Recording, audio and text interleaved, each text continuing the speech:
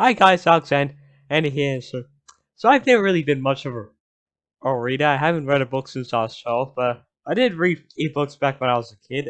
And mainly my favorites it's as a kid, which were the Diary from a Kid series and also the Treehouse books, which are still pretty good books, those two. Today we're not gonna be talking about the books that I enjoyed as a kid. We're gonna be talking about the ones that scared the absolute out of me as a kid.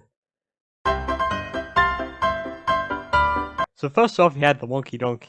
It was some book that's about a donkey who looks wonky. And so I got read this back when I was in like primary, when I was like 5 years old, and I didn't even have the channel at the time. And actually, I wasn't read at the. And so teacher actually showed us this video, which was basically the book, but it was animated, and yeah, showed it to the whole class.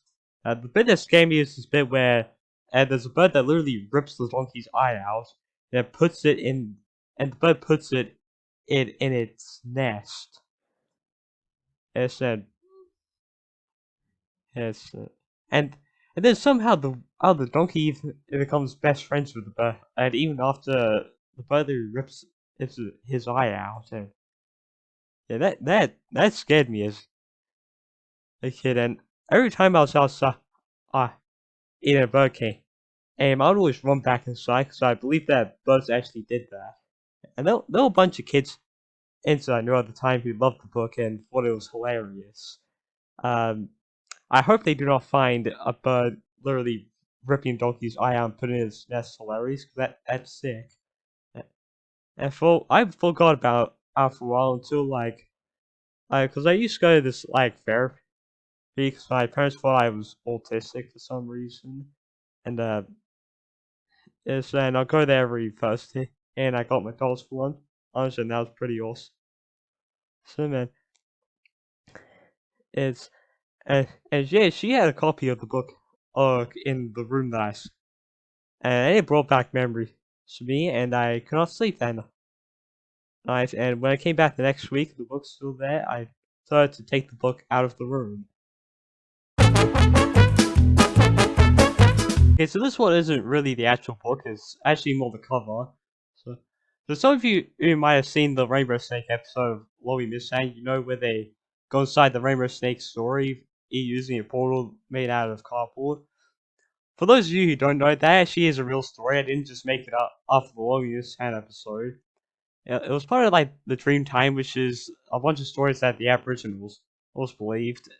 There was also one where I was saying that the way that echidnas got their spikes is because one of them got stabbed with a bunch of spears, and also the rainbow snake one. And basically, he's saying that these were how stuff in the world was created.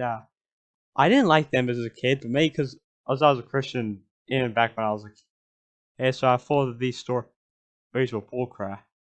Uh, but I've warmed up to them in recent years, and that's why I was happy to do a long this episode on the Rainbow Snake. Baby.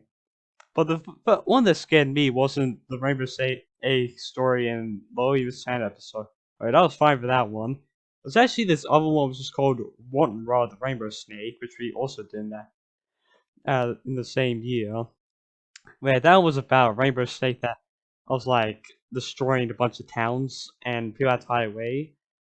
What scared me was the cover of the book, and I don't really know how to show all in this video, so if you're interested, just type it up. And yeah, the night of the day that I first saw the cover of the book, I could not sleep either night because when I closed my eyes, I saw this vision of the snake on the cover of that book literally coming into my room and then killing me.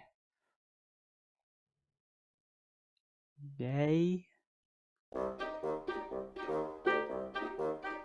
Back in primary school, we used to have this day that was called Book Day, which is a day where we would dress up as a character from a book, or can go around to different classrooms and do different book activities and all that. I loved them. They was super fun, and especially since we didn't actually have to do work on those days, and they stopped doing them when and I was in year 5.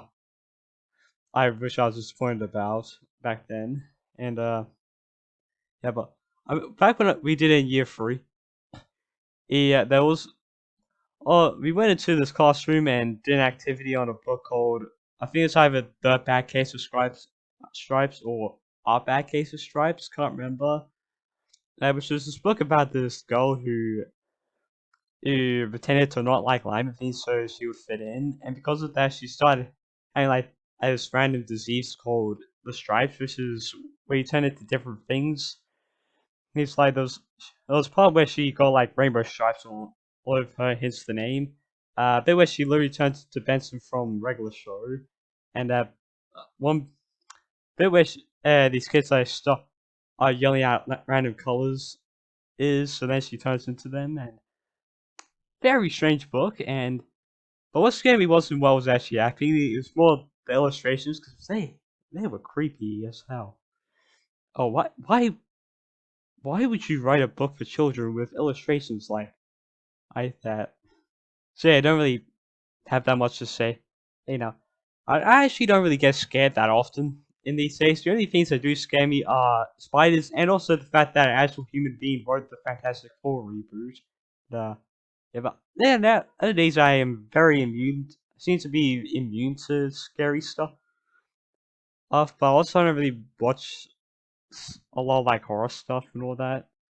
Um, and actually, last year I actually tried watching that Wonky Donkey video again to see if it would still scare me. And yeah, part still in the video where he rips the donkey's eye out still disturbs me, but the two other ones on this list don't actually scare me anymore.